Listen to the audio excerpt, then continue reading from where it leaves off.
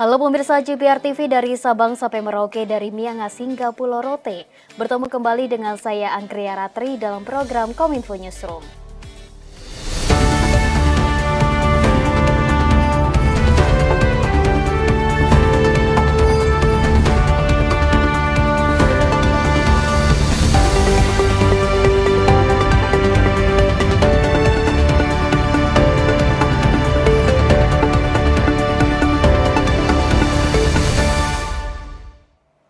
Kita ke informasi yang pertama pemirsa, menghadapi gugatan perselisihan hasil pemilihan umum di Mahkamah Konstitusi, Ketua Komisi Pemilihan Umum Republik Indonesia Hasyim Asyari mengatakan pihaknya akan menghimpun seluruh koordinator beserta anggota Divisi Hukum KPU daerah. Selain itu, KPU juga tengah mempersiapkan jawaban hingga bukti-bukti untuk menjawab gugatan di MK terkait Pilpres, Pileg, dan pemilihan DPD. Komisi Pemilihan Umum Republik Indonesia akan menghimpun seluruh koordinator beserta anggota Divisi Hukum KPU daerah sebagai bentuk persiapan KPU menghadapi gugatan perselisihan hasil pemilihan umum di Mahkamah Konstitusi. Meski tak menyebut daerah yang akan terjadi sengketa pemilu di Mahkamah Konstitusi, Ketua KPU Hasyim Asyari menegaskan pihaknya dalam waktu dekat akan menjadi termohon dalam sengketa Pilpres 2024 yang pelaksanaannya tidak terbatas pada daerah tertentu. KPU akan berkirim surat kepada Mahkamah Konstitusi untuk memohon konfirmasi apakah ada perkara, maksudnya ada perkara itu yang diregister gitu ya. Kemudian kalau ada perkara mana saja yang kemudian diregister dan dilanjutkan dengan persidangan, sehingga kemudian fix bagi kami mempersiapkan daerah-daerah yang ada perkara yang diregister oleh Mahkamah Konstitusi. Hingga saat ini terdapat 2 gugatan sengketa Pilpres 2024 yang didaftarkan ke Mahkamah Konstitusi. Sementara itu, pada pemilihan legislatif, Mahkamah Konstitusi telah mencatat lebih dari 250 gugatan hingga 12 gugatan untuk pemilihan DPD. Menteri Koordinator Bidang Pembangunan Manusia dan Kebudayaan Muhadjir Effendi menyebut Pelabuhan Bandar Bakau Jaya di Lampung Selatan akan dioperasikan melayani penyeberangan kendaraan berat jelang mudik Lebaran. Menko PMK menegaskan agar para sopir dan pelaku usaha memperhatikan kapasitas muatan agar tidak membahayakan keselamatan.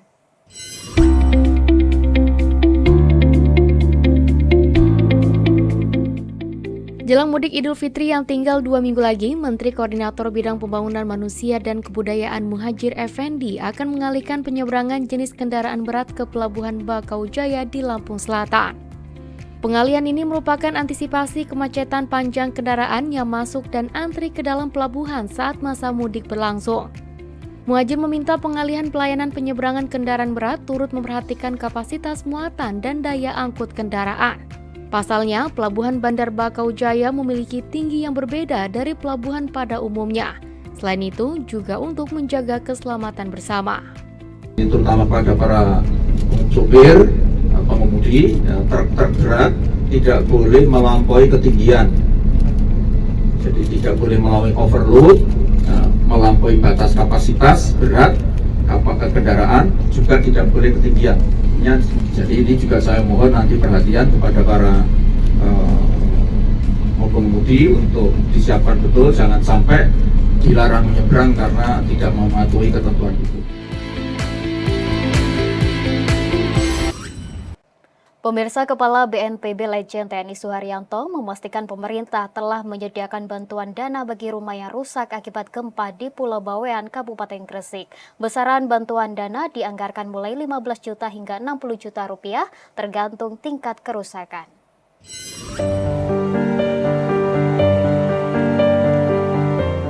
Presiden Republik Indonesia Joko Widodo menginstruksikan Badan Nasional Penanggulangan Bencana untuk memberikan bantuan rehabilitasi untuk rumah warga yang terdampak gempa di Jawa Timur. Gempa yang melanda Pulau Bawean, Kabupaten Gresik pada 22 Maret lalu berkekuatan magnitudo 6,5 dan berpusat 130 km timur laut wilayah Tuban, Jawa Timur dengan kedalaman 10 km.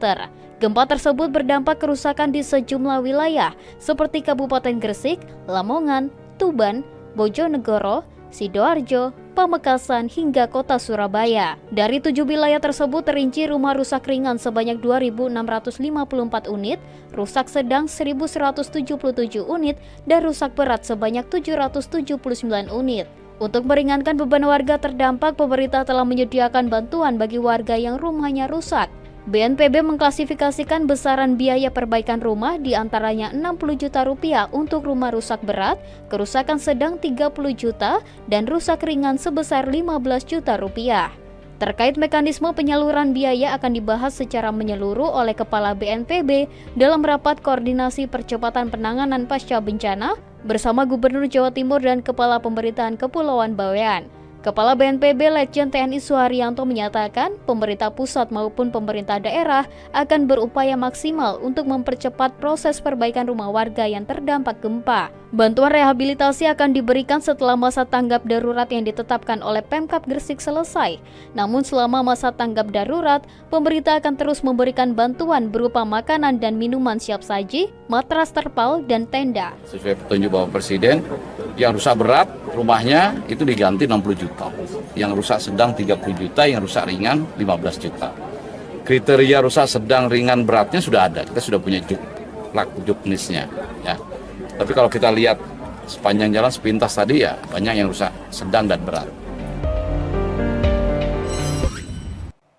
Pasca gempa langka yang terjadi di Pulau Bawean, Kabupaten Gresik, Jawa Timur berkekuatan magnitudo 5,9 dan 6,5 pada Jumat 22 Maret 2024, Badan Meteorologi, Klimatologi, dan Geofisika telah menurunkan sejumlah tim untuk memonitoring dan meneliti pemicu gempa yang bersifat destruktif dengan guncangan spektrum meluas.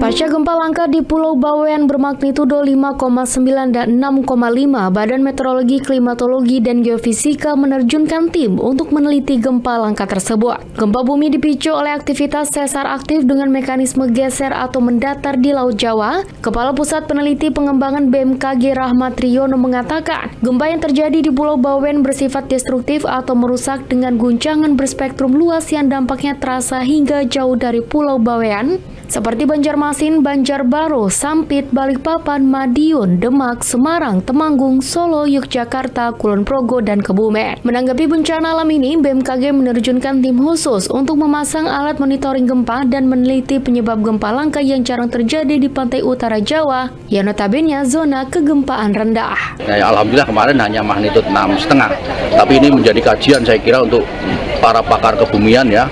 Potensinya berapa di sana, potensi magnitudo maksimumnya. Jadi untuk upaya mitigasi supaya jelas lagi, kalau selama ini kan ancaman tsunami hanya di selatan pantai selatan Jawa ya, dan pantai barat Sumatera dan seterusnya, tapi pantai utara itu jarang sekali kita menyampaikan bahwa di sana ada rawan tsunami. Pemirsa, Polresta Bandara Soekarno-Hatta Tangerang menggagalkan percobaan perdagangan orang terhadap 10 calon pekerja migran ke Serbia. Dari keterangan polisi, para calon korban TPPO akan dipekerjakan sebagai tukang kayu di pabrik furniture di Serbia. Modus gaji besar hingga puluhan juta rupiah digunakan pelaku untuk menjebak calon korban. Polresta Bandara Soekarno-Hatta Tangerang, Banten mengungkap dugaan kasus tindak pidana perdagangan orang terhadap 10 calon pekerja migran Indonesia.